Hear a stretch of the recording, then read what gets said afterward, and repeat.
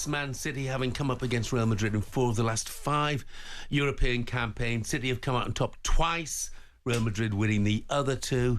So this is almost a decider. It's a massively significant game, of course, and it's just to get through to the knockout stages proper. Yesterday, Man City boss Guardiola was asked whether a rivalry has been formed over the last few years. I don't think so. We are in this, I would say in the last years, yes. So we play 8 times, 4 times together. We have good results, bad results. But we won 4, draw 3, lost 1, but at the end it was 2-2 go through. So in terms of the last decade, years, yeah, maybe, because it's not normal to play in the same rival all the time.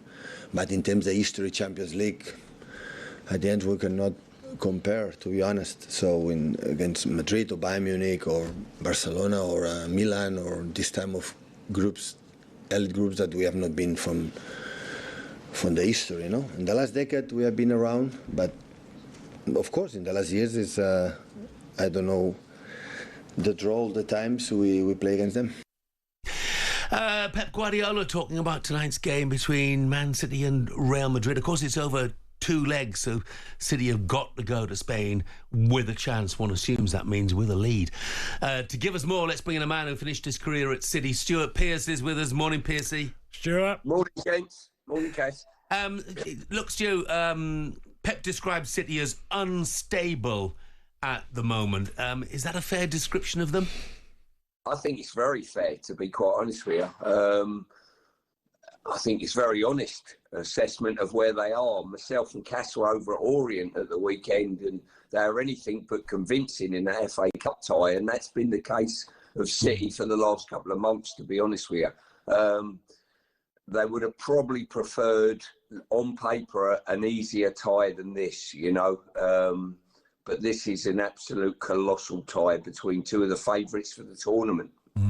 Stuart, Ruben Dias said in the papers this morning that it's still a possibility of a beautiful season. And you have to remind yourself the FA Cup and the Champions League, if they were to knock out Real Madrid and then find form in the latter stages of the Champions League, not all's, you know, there's still a lot to play for. 100% there is, Cass, no doubt about that. But this, I think if they got their hands, the way the team have been playing probably this season, and when I say this season, I would say probably from about October onwards, if they get their hands on any form of silverware, I think you'd have to view that as a successful season for City. You know, it's just, for whatever reason, they've not found that level of consistency that Pep's instilled in that football club over a decade, you know. If they get their hands on any silverware, and I class that FA Cup or Champions League, it will be an incredible season for them. As a defender, Stuart, then, how would you deal with Bellingham, Vinicius Junior, Rodrigo and Mbappe? I'd throw in a little injury today, you know what I mean? No, but in all honesty, it's that space in behind the back line that's been their Achilles heel over this period of time, I think. Balls in behind City's back line has caused a big problem. Orient were tonking balls behind and getting first contact on the other side of City's defence. Cass saw it for himself. And if you do that against the quality of this front four, you've got a big problem. So you've got to be acutely aware of anything over your back line. Do not play a ridiculously high line. Do not give space in behind, and be aware and track runners. Stuart, I was saying earlier to Jeff that for me, it's, you know, there are problems, and it's obvious that City season's been very difficult, but watching a Man City team, whoever's on the ball, giving the ball away as often as they do, we've just not seen that from City over the last, 5-6 seasons. No, it's the individual errors, giving the ball away. City, they were built on keeping possession of the ball, pressing the opposition, and making it, starving the opposition of the ball at any given time, you know. As it goes at the moment, and we saw a turnover of possession was costly in the Orient game at the weekend, you know, another point in case. Look, you're going to have your eyes on more than one game tonight, Stuart, aren't you? Because there's an FA Cup game involving Nottingham Forest. They go to Exeter. It's a difficult position for Nuno, isn't it? Because the FA Cup's opened wide open with the likes of Arsenal and Liverpool and Chelsea and Tottenham already out of it. You've managed, as a manager, what do you do tonight in terms of team selection? For me, Jeff, if you're riding the crest of a wave, put a strong team out. They've got every opportunity. If they keep playing in the form they're in, they've got an opportunity of having a fantastic FA Cup run. The one thing we didn't do, my generation of player, we got to an FA Cup final.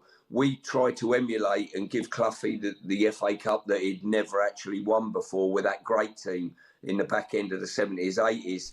You know, Nuno, in the form that Forest are in at the moment, with there's a couple of big hitters gone out of the FA Cup as well. You know, Chelsea are out, Arsenal are out. And I would look at that and say, you know what, we need to prioritise both the league and the FA Cup. Could be an opportunity for Forest to go all the way this year.